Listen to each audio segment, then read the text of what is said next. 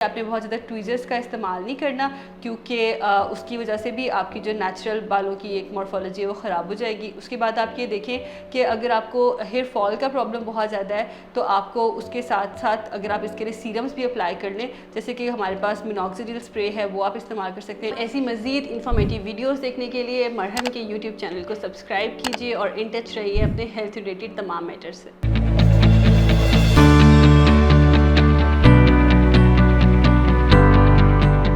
अस्सलाम वालेकुम जनाब, कैसे हैं आप सब लोग। This is consultant dermatologist doctor Huma Salim. बहुत सारे पेशेंट्स का मुझसे सवाल होता है कि जी आईब्रोज़ बहुत थिन है, इसको थिक कैसे किया जाए। हमारे 90s में एक ट्रेंड था बहुत ज़्यादा थिन आईब्रोज़ का। सब सेलिब्रिटीज़ और एक्ट्रेसेस की बड़ी एक sharp pencil sharp thin eyebrows हुआ करती थी। तो लेकिन अब ट्रेंड्स चेंज हो गए हैं, तो हमें भी फ़ैशन को ट्रेंड्स को फॉलो करना होता है। तो अब जैसे कि बड़ा थिक आईब्रोज़ का ट्रेंड है, तो जिन लोगों की नेचुरली बड़ी लाइट आईब्रोज़ होती हैं वो इसके लिए ट्रीटमेंट चाहते हैं कि इसको थिक कैसे किया जाए। तो आज की वीडियो में हम डिस्कस करेंगे कि जी कॉजेज़ क्या हैं जो आईब्रोज़ जिनकी पहले थिक थी थिन हो गई या नेचुरली थिन है, तो क्या अंडरलाइंग रीज़न हो सकती है, क्या लैब टेस्ट करवाने चाहिए और हम इसको ईजी सिंपल हैक से ट्रीटमेंट ऑप्शन से ट्रीट कैसे कर सकते हैं।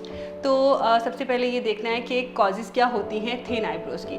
या तो कुछ लोगों की जेनेटिक्स ऐसे होती हैं, फैमिली हिस्ट्री ऐसी होती है कि आईब्रोज़ उनकी जेनेटिकली ही थिन होती है, ये एक रीज़न होती है। लेकिन अगर उनकी जेनेटिकली थिन नहीं थी, अब हो गई हैं, तो उसमें एक रीज़न हो सकती है एलोपेशिया। एलोपेशिया मुख्तलिफ़ किस्म का होता है। डिफ्यूज़ एलोपेशिया जिसमें जनरली आपके बाल सर से भी आईब्रोज़ से हर जगह से जाना शुरू हो जाते हैं। एलोपेशिया एरियाटा जिसको आम ज़बान में बाल छड़ कहते हैं, उससे कुछ ख़ास हिस्सों में से गुच्छों की सूरत में से बाल जाना शुरू हो जाते हैं। तो ये मेडिकल कंडीशन स्टीरॉइड्स और डिफरेंट ट्रीटमेंट ऑप्शन से ट्रीट की जाती है। इसके बाद नेचुरल एजिंग प्रोसेस के थ्रू भी हमारे बाल आहिस्ता आहिस्ता थिन होना शुरू हो जाते हैं, अपनी डेंसिटी में कम होने लग जाते हैं, पतले होने लग जाते हैं। तो उसकी वजह से भी हमारी आईब्रोज़ में थिनिंग होती है। उसके बाद ये होता है कि जी अगर हमारी लाइफ में रूटीन में स्ट्रेस बहुत ज़्यादा है, तो स्ट्रेस की वजह से भी हमारी हेयर की स्किन की हेल्थ इफेक्ट होती है, तो डेफिनेटली आईब्रोज़ भी थिन आउट होती हैं। फिर ये होता है कि जी हमें किसी किस्म का हार्मोनल प्रॉब्लम है, जैसे हमें कोई थायराइड का प्रॉब्लम है, तो थायराइड के प्रॉब्लम के साथ भी हमारी आईब्रोज़ थिन हो जाती हैं और हमारी आईब्रोज़ की डेंसिटी भी कम हो जाती है। तो वो बड़ा डिस्टर्बिंग लगता है। इसके अलावा पीसीओएस का कोई प्रॉब्लम है, डायबिटीज़ का प्रॉब्लम है, उसके साथ भी आईब्रोज़ थिन होती हैं। फिर कुछ पेशेंट्स में एक साइकोलॉजिकल कंडीशन होती है जिसको ट्राइकोटिलोमेनिया कहते हैं, कि हमें अपनी आईब्रोज़ को प्लग करने की आदत होती है। हम बात करते हुए, कुछ करते हुए, सोचते हुए प्लग करना शुरू कर देते हैं, तो उसकी वजह से डेफिनेटली हमारी आईब्रोज़ थिन आउट हो जाती हैं। और दूसरा ये कि अगर हमारी डाइट बहुत ज़्यादा डेफिशिएंट है, कौन सी चीज़ें जो हमारी बालों की हेल्थ को डायरेक्टली इम्पैक्ट करती हैं, वो है विटामिन डी, वो है गुड हेल्दी फैटी एसिड और वो है आयरन। तो अगर हम डाइटरी डेफिशिएंसी का शिकार हैं तो उसकी वजह से भी हमारी आईब्रोज़ थिन आउट हो जाएंगी। और बाकी ये कि मैकेनिकल ट्रॉमा अगर हम दें, अगर हम बहुत ज़्यादा ट्वीज़र्स इस्तेमाल करते हैं, तो उससे भी ओवर टाइम फिर बाल थिन आउट होना शुरू हो जाते हैं। तो ये तो सारी हो गई रीज़न्स। अब आपने करना क्या है कि आपकी ये जो प्रॉब्लम है ये रिजॉल्व हो। एक तो ये कि सिंपल ईजी लाइफ रूटीन्स में ये करना है आपने। एक तो ईट गुड हेल्दी फैट्स, जैसे कि ओमेगा 3 फैटी एसिड है, ओमेगा 6 है, ओमेगा 9 है, इसको इस्तेमाल करें अपनी डाइट में। Take plenty of iron. Iron किस में मौजूद है? आयरन मीट में है, आयरन ग्रीन लीफी वेजिटेबल्स में है, उसका इस्तेमाल करें।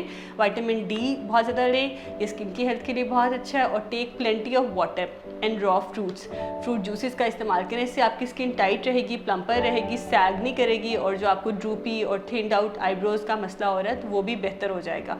उसके बाद आपने ये करना है कि आपने बहुत ज़्यादा ट्वीज़र्स का इस्तेमाल नहीं करना, क्योंकि उसकी वजह से भी आपकी जो नेचुरल बालों की एक मॉर्फोलॉजी है वो ख़राब हो जाएगी। उसके बाद आप ये देखें कि अगर आपको हेयर फॉल का प्रॉब्लम बहुत ज़्यादा है, तो आपको उसके साथ साथ अगर आप इसके लिए सीरम्स भी अप्लाई कर लें, जैसे कि हमारे पास मिनॉक्सिडिल स्प्रे है, वो आप इस्तेमाल कर सकते हैं। इसके अलावा 2016 में एक स्टडी की गई थी, एक सीरम बिमेडोप्रोस जो कि किसी और मकसद के लिए इस्तेमाल किया जाता है, लेकिन देखा गया था कि उससे आई लैशेज़ और आईब्रोज़ की बड़ी अच्छी ग्रोथ होती है, थिकनिंग होती है। Although this is still under evaluation, this is not FDA approved, लेकिन वो भी आईब्रोज़ को थिक करने के लिए, आई लैशेज़ की अच्छी ग्रोथ के लिए इस्तेमाल किया जा सकता है। इसके बाद अगर आपको फिर ये देखना होगा कि आपको थायराइड प्रोफाइल के लिए आप टेस्ट करवाएं। अगर आपको कोई इसमें प्रॉब्लम है तो हम कॉज को ट्रीट करेंगे, तो हमारी हेयर फॉल का मसला भी हल हो जाएगा। अगर हमें PCOS और डायबिटीज़ का मसला है तो हम उसको ट्रीट करेंगे, तो हमारा ये प्रॉब्लम रिजॉल्व होगा। फिर अगर हम मेडिकल ट्रीटमेंट ऑप्शंस की बात करें तो एक तो हम स्प्रेस को यूज़ कर सकते हैं, दूसरा हम खाने में सप्लीमेंट्स इस्तेमाल कर सकते हैं, आयरन को, विटामिन डी को, और इसके अलावा हम ओमेगा 3 फैटी एसिड को हम ये इस्तेमाल कर सकते हैं अपने बालों की ग्रोथ को बूस्ट करने के लिए। फिर अगर ट्रीटमेंट ऑप्शंस की बात करें इन क्लिनिक प्रोसीजर्स में तो पीआरपी करवाया जाता है। पीआरपी से हमारी हेयर ग्रोथ बहुत बेहतर होती है, सर के बालों की भी, आईब्रोज़ की भी। इसके बाद माइक्रो ब्लेडिंग और माइक्रो पिगमेंटेशन की ऑप्शन मौजूद होती है, जिससे हम हल्की सी शेडिंग देके एक फॉल्स इंप्रेशन देते हैं थिक आईब्रोज़ का, तो उससे भी ये प्रॉब्लम रिजॉल्व होता है। फिर अगर हेयर ग्रोथ का मसला बहुत ज़्यादा है तो इन दी एंड हमारे पास हेयर रिस्टोरेशन विद ग्राफ्टिंग की आदत एक ऑप्शन रह जाती है, जिससे हम हेयर ट्रांसप्लांट कर देते हैं अफेक्टेड एरिया का। इसके बावजूद भी अगर आपके जहन में आईब्रो थिनिंग या हेयर फॉल से रिलेटेड कोई भी इश्यूज़ हों तो you can personally visit my clinic which is located in DHA Phase 3 Lahore by the name of holistic care and DHA Phase 5 Lahore by the name of Hamid Latif medical centre.